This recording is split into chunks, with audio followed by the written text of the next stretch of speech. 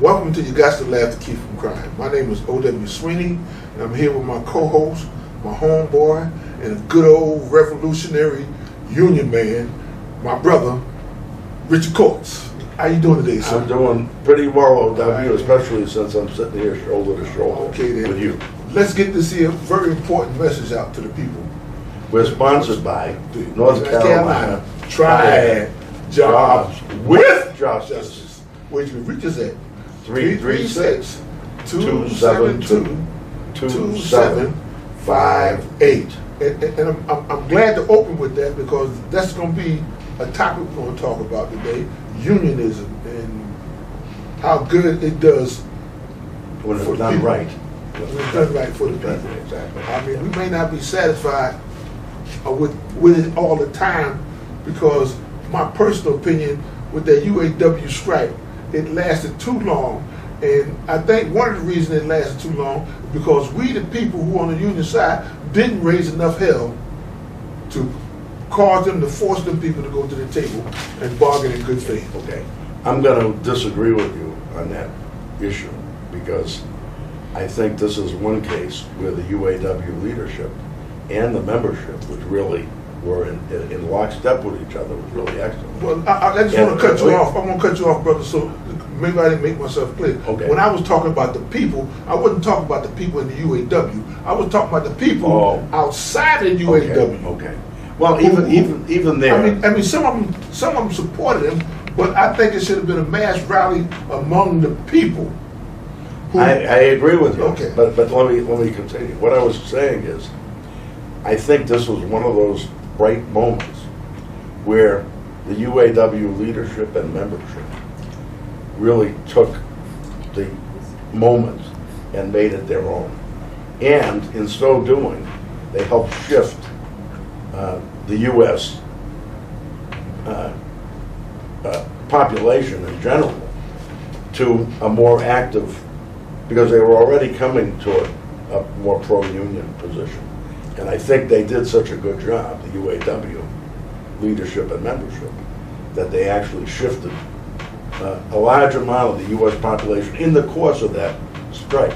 So it took the strike, and it took a very tactical and strategic approach to having great planning. All three of the big three U.S. automakers were involved and were crippled by the strike as they needed to be.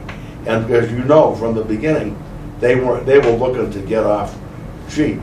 And what I mean by that is, everybody now knows, or most people now know, thanks to the UAW, that those auto companies have been making billions and billions based on the concessions that the auto workers and the UAW have made over the last year's 15, 16 years since the economic crisis in 07. And don't forget those big wages, those big salaries, those big bucks of the CEOs. Yeah, the CEOs were getting while they were still screwing the workers. Absolutely. And this is one reason I said more American people, I shouldn't have said this, more citizens of the United States of America should have uprisen and criticized those leaders. But I think, I agree, but we haven't been. I said leaders, I said those corporate executives. Right. Not leaders, corporate executives. Misleaders. Yes, better term. Well, corporate executives and misleaders are just about the same. Right. As long as they can get away with it. That's right. So as long as the people let them get away with it. That's right. Workers in the first place. So, but I do think that's part of why the U.S. population at large was sympathetic already from the beginning of the strike to the strikers and the United Auto Workers. And that is because they knew about, and the auto workers and the auto workers leadership made it clear from the beginning how much obscene money the CEOs individually were making. Why they was getting less. Exactly. And while they were telling the workers they didn't need that big a raise. That's right. That's right. And so it's really exciting. And I believe Ford has already accepted, the Ford workers. Because maybe many of our viewers probably don't realize the union is one of the most one of the few democratic, small d democratic organizations and institutions in the United States. That's right. So for the most part, like in this case, the auto workers members have to ratify each one of those agreements. So I think the Ford agreement has now already been ratified, but the popularity with the members, as well as the general public, of the big increases that were won in these contracts, and first of all, as you and I have both been speaking about, the fact that in 15 years, the concessions that the auto workers made for the company, for the companies, and some of it was the corruption of United Auto Workers union leaders by the companies. That's right. And along the way, and some of it was the concessions that were agreed to with the corporate American government of the Republicans and Democrats along the way, so that they could bail out these and I think they was doing it in an honest plea to help the company and to maintain their job. But I guess when they was helping the company to maintain their profit, they didn't think about when they was making that profit to give a little bit back to the workers. They didn't care nothing about the workers. And OW, as you know, they never do. Yeah. They never do until they're not so gently reminded. That's right. That they need That's to. right. And I love the fact that Biden, who you and I have pointed out on our show, actually sabotaged the railroad workers' negotiations with the big railroad magnates. Well, I was not pleased with him going up there in that strike whatsoever because of that. Mm-hmm.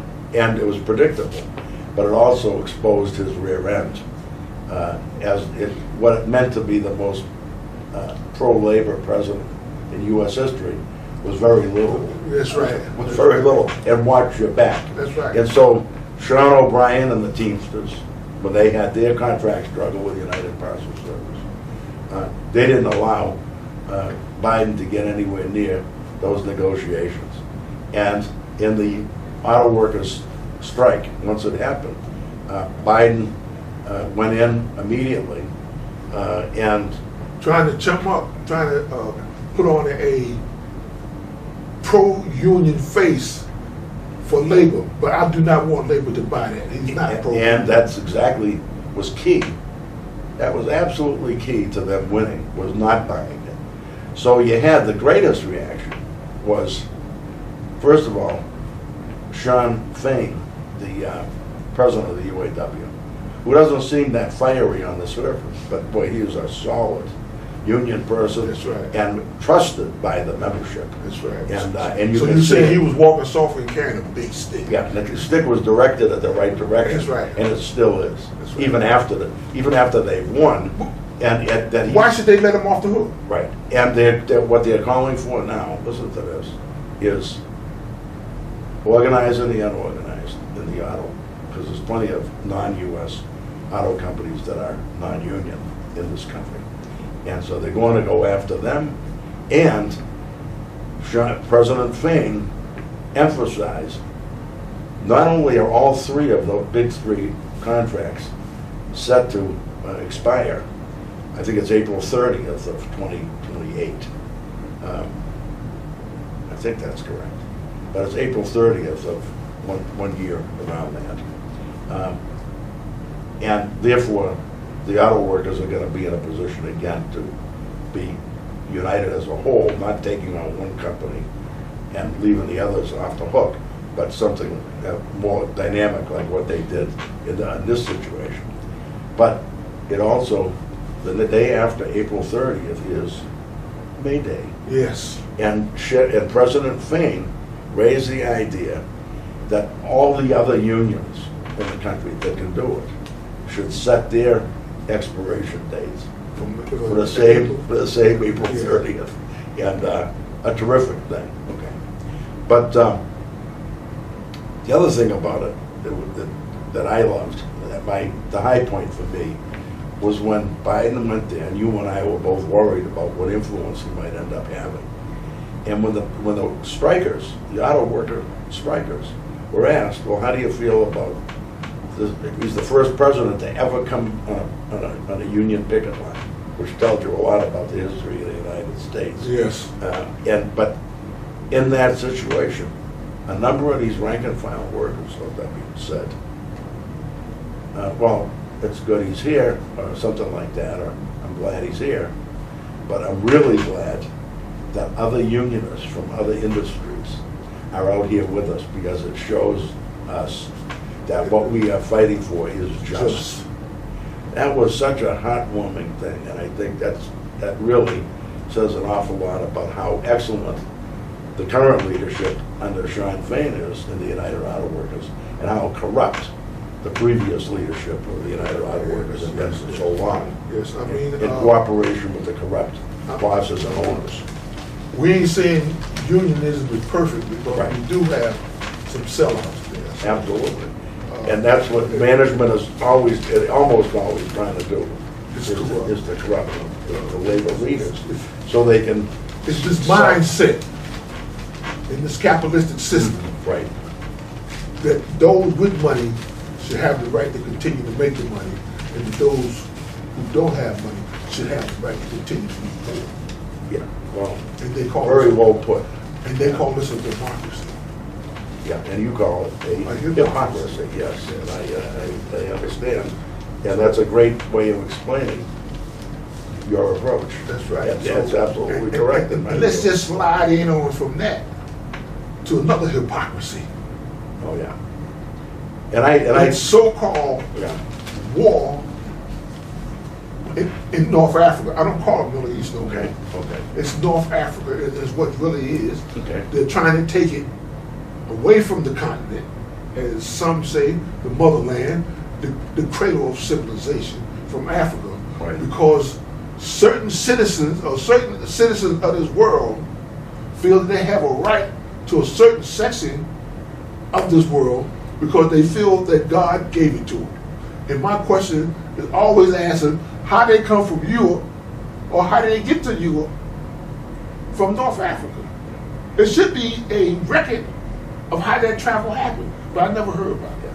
Well, I'm focused more on the fact that certain people in the world think that the oil belongs To them? to the super rich, and that they want to keep control of it. And so for the last 75 years, they've had a stable settler regime in Palestine called the State of Israel.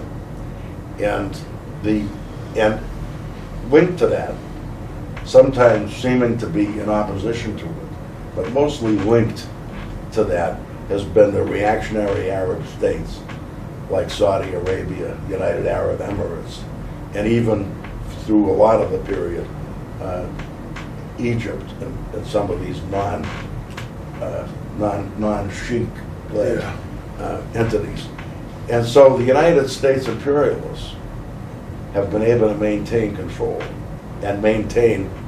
of the oil supply in the world for most of this last period, because they had those allies Right. in the Middle East.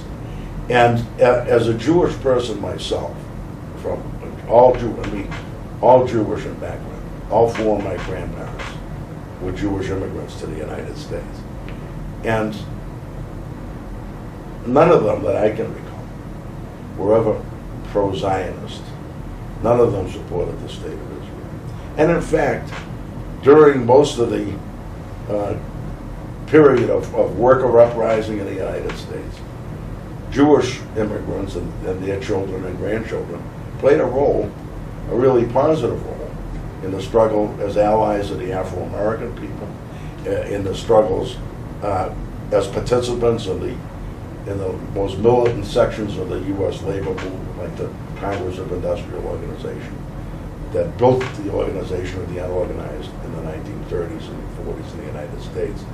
So the whole idea that Zionism equates to Judaism, I reject. And it should be rejected by any decent Jewish people from anywhere in the world But who but hate, you wait a minute, understand- who hate, I'm almost done, I'm sorry.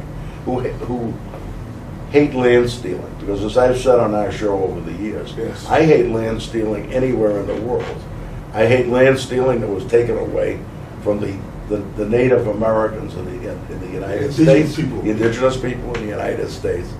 I hate the land stealing that has continued to happen to the Afro-American people, particularly in the Black Belt South of the United States, where the people were slaves and built the economy of this state, the U.S. state, Yes. on their backs and their minds and their initiative over now so many generations. So I also hate land stealing in Palestine, where having had some connection to God 3,000 years ago does not justify stealing the land of the Palestinian people who had been on it for so many years since that period of time. But yet they're terrorists now. In fact, the Zionists who ended up gaining. No, they don't. No. The Zionists who gained that Those folks who territory. came down from Europe, they're the rightful owner of that land. Because they said God gave it to them, and I still want to know, why did God put them in Europe then? Yeah. Well, anyway, but I'm glad that you said the last part, because you were starting to sound like you were buying that story. That story was invented not by Jewish people, but by Lord Balfour of Britain, and that was part of the whole colonialism that was going on, and the whole idea of the Israeli state, backed by the genuine compassion. And this is the cynical part of it. Jewish people. There were maybe 12 million of us in the world, maybe 14 million, at the time of the rise of fascism in Europe and Japan, but particularly in Europe. And with Hitler's final solution, almost half of that population, world population of Jewish people, was wiped out. So at the end of the war, even the Soviet Union felt the idea of a state for Jewish people that they could call their own. Well, why did they establish? They was in Europe. How come they established that state in Europe? And you're absolutely. Why did they go to North Africa? Yeah. Well, I said why. Because the oil interests, the Lord Balfour interests in Britain and so on, and the Exxon and all, they wanted a stable base in the Middle East, or North Africa, as you say, to be able to dominate that part of the world, specifically that part of the world where so much of the world's oil comes from. But it didn't work. Oh, it's And worked. they still It's worked made- up till now. No, Oh, yeah. I don't Oh, think yeah. so. That's 75 years worth. The only reason Israel exists today is the United States of America. Well, that proves my point. Okay? It tends to prove it. I And, won't say it and, completely does. and if, as things are going along, people are learning the truth, and they're turning against that policy in the United States of America. Yes, and not only in the United States of America, brother, but the UN General Assembly voted against Israel and against Biden and the U.S. government that there should be an immediate ceasefire.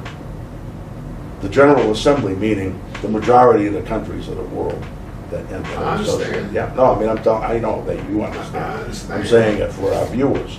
So the idea of Biden having the immediate reaction as the head of the U.S. state that we're 100% behind Israel means he's 100% behind land stealing. He's 100% behind what's amounted to a police state under the Israeli domination of the Middle East. And I just want to, if you don't mind, if you want to cut in, go ahead. But otherwise, I got one point from the news and record. I just want to make this little point before I forget it. Go ahead. They claim Who's they? the U.S. and the Israel intelligence agencies and all that stuff. Okay. They claim, I'm saying, Okay. they claim Right. that they did not know that those people was coming to take back their land. You're talking about Hamas. Yeah, Hamas. Yeah. That's a good point you're making. Very good. They claim they didn't know it. They blame Iran. Now, my first initial thought on this is when they was blaming Iran, now, they consider Iran an enemy. They know when those folks go to the bathroom. Okay? Right. Now, if they know when those folks go to the bathroom, how come they didn't know that? Well, this pretty big assault that was going to take place. Yeah. Yes, it going to take place. But yet, they say they can take out an ambulance that was carrying weapons for Hamas. And my brain is not that smart, so my brain thinks like this is, well, how in the hell they didn't know they were going to kill all those people, but they can pick out a little tiny ambulance and bomb the hell out of it because they say it was carrying. How did they know that? There's only one part of that I disagree with, and that's when you said that you're not that smart. You're pretty because so somebody has to be able to put these things together. Do you think they think I'm that smart? I got to be stupid to believe what they're talking about. Well, that may be the case, but you don't believe it. So I guess you are that smart. But at any rate, regardless of that, the main point you made, absolutely, that's a damn good point. That's really an excellent point. And you know that the Israeli intelligence in particular, as some of the best, meaning since they're fighting for reaction and oppression, means worst. Right. Some of the worst intelligence forces in the world. So you're really, and Israel controls that whole area. Oh yeah. The Gaza Strip is a strip, and I compared to this here way. Yeah. The United States of America had put the original people to this land on a reservation. And I figured Gaza is no more than a reservation. Right, and so now you're leading me to the point I wanted to make. In today's News and Record, the Greensboro News and Record. No, it's Mondays, which is 2 days ago, November 6th. The front page feature story shows Blinken, the Secretary of State of the United States. Yeah, I know you do. I'm talking to our viewers.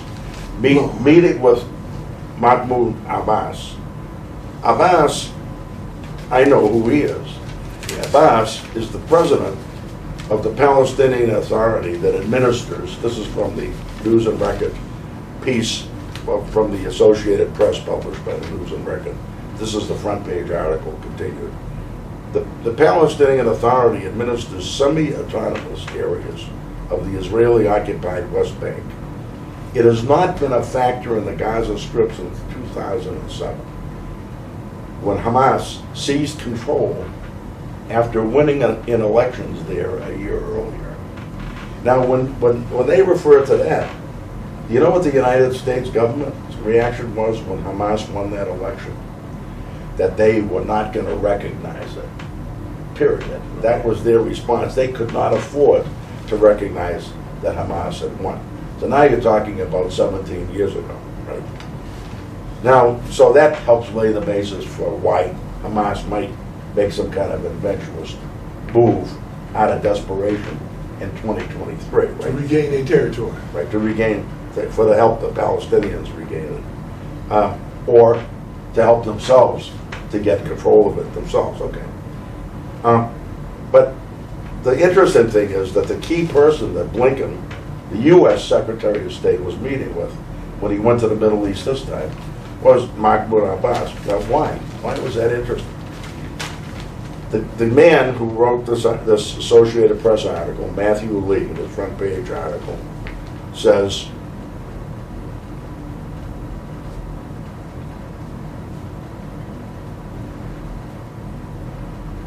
Abbas himself is unpopular among Palestinians. Puppets. Exactly, and he was a puppet. I knew when he replaced Arafat, when Arafat died, that he was already an agent of the United States imperialism. Puppet. And so now, but this is an Associated Press article pumping the visit of Secretary of State Blinken with this supposedly important individual. But who does he represent?